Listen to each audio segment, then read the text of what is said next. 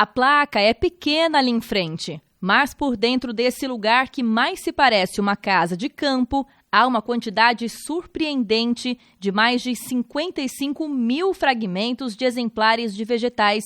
Esse é o mágico mundo do herbário IAC. O herbário, ele é uma criação, né, quer dizer, da época do Teodoreto de Almeida Camargo, que nomeia aqui a avenida que margeia aqui o Instituto Agronômico. Isso na década de 30, então, 1935, foi criada a seção de Botânica Econômica, né, junto com outras seções. Aqui, cada armário desse guarda uma infinidade de amostras de plantas, que são chamadas de exicatas. São exemplares prensados, desidratados e depois fixados em cartolina. Então, tem amostras, né, do próprio Instituto Agronômico, né, e amostras, né, que vieram de outros herbários, né.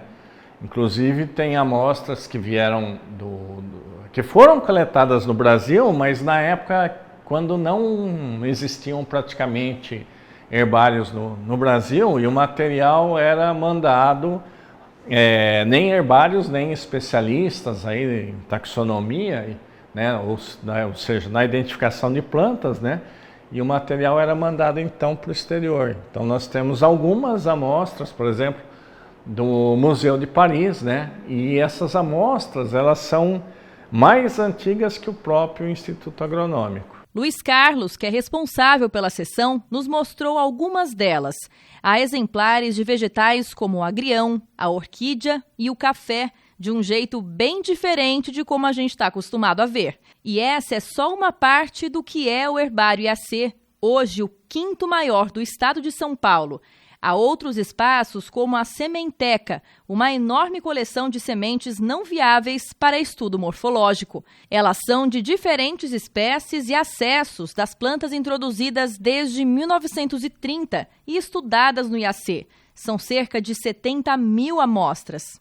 E está sendo incorporada a parte de conservação de germoplasma, que aí, no caso, são sementes viáveis, né, mas uma conservação de longa data, para 20 e 30 anos. Porque o germoplasma, assim, corriqueiro do melhoramento, né, fica com os melhoristas, seja de feijão, arroz, milho, sorgo, café, enfim, né, e outros cultivos estudados do Instituto Agronômico. E ali, aquele material que não é daquele interesse momentâneo do melhorista, né? Então seria armazenado aqui, né? Já que nós somos parte do Centro de Recursos Genéticos Vegetais. Para o pesquisador, todo esse trabalho, apesar de nem sempre ser visto, tem uma importante contribuição para a ciência, principalmente em tempos de crises climáticas que impactam, de uma forma ou de outra, a vida dessas espécies aqui no planeta. Então, essas informações, né, elas estão informatizadas aí, e elas são acessíveis pelo público em geral também, né? Mas logicamente o interesse maior é por pesquisadores. E esses dados, né, principalmente quando tem dados de coordenada geográfica, né, eles são fundamentais para a modelagem de distribuição das espécies, né? E esses dados têm redes, né, tanto redes nacionais de herbário para facilitar, né, a distribuição desses dados, como rede internacional, né, do GIBF, né, que é uma comunidade para facilitação, né, ao uso e informação sobre a biodiversidade, né.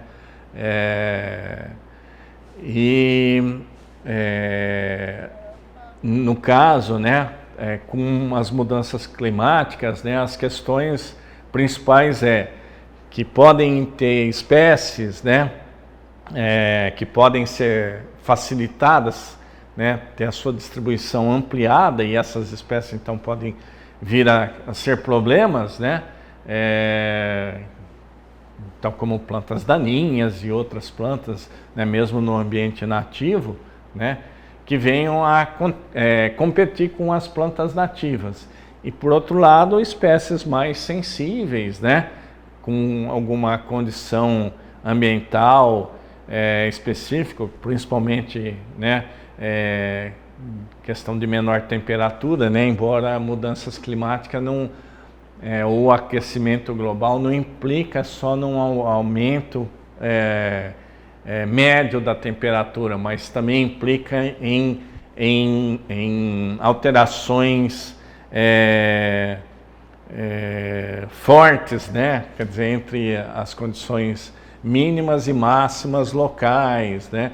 E eventos como chuvas mais fortes, secas mais duradouras, né?